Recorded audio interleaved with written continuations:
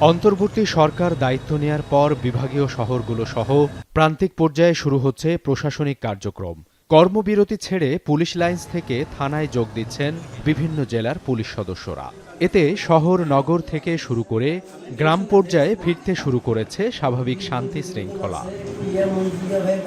শুক্রবার সকালে চট্টগ্রাম নগরীর পাঁচলাইশ, চকবাজার, পতেঙ্গা সহ কয়েকটি থানায় ফিরেছেন পুলিশ সদস্যরা।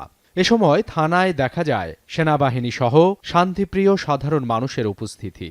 প্রথম দিনেই অনেকে পুলিশি সেবার জন্য উপস্থিত হন, তবে অনলাইন সেবা কাঠামো স্বাভাবিক না থাকায় দেয়া যায়নি সেবা। অনলাইনে এগুলো কার্যক্রম হয়, ওইটা চালু হয়নি এখনো।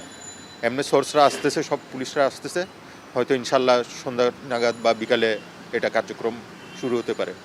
আপনাদেরকে আমরা ওয়েলকাম জানাচ্ছি, আপনারা আসেন, আপনাদের পিছনে আমরা জনগণ আছি, ছাত্র ভাইরা আছে, সবাই আছে। আইন শৃঙ্খলা স্বাভাবিক গতিতে ফেরাতে বরিশালেও যোগ দিয়েছে পুলিশ। সীমিত পরিসরে হলেও নগরীর কোতোয়ালি মডেল থানায় কার্যক্রম শুরু করেন তারা। সাধারণ মানুষের সেবা দিতে সব ধরনের প্রস্তুতি রয়েছে বলে জানান থানার ভারপ্রাপ্ত কর্মকর্তা। থানায় এক সেকশন সেনাবাহিনীর আসছে, একজন সার্জেন্টের নেতৃত্বে তারা আমাদের সামনেই আছে এবং যে কোনো সমস্যার সমাধানে তারা ইনশাল্লাহ আমাদের সাথে থাকবে। বিভাগীয় শহরের বাইরেও থানায় ফিরেছেন পুলিশ সদস্যরা। 4 দিন পর পিরোজপুর সদর থানায় সীমিত আকারে শুরু হয় কার্যক্রম।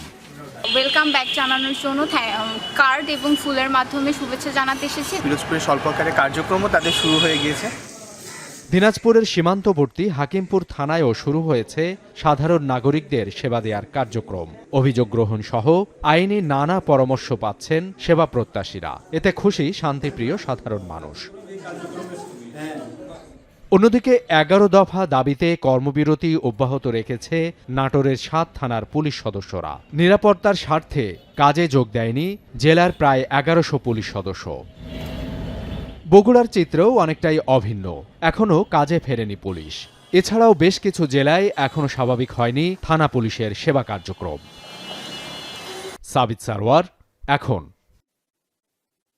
250-টিরও বেশি ডিজাইন অপশন নিয়ে ওয়ালটন স্মার্ট ফ্রিজ, বোঝে আপনার প্রয়োজন।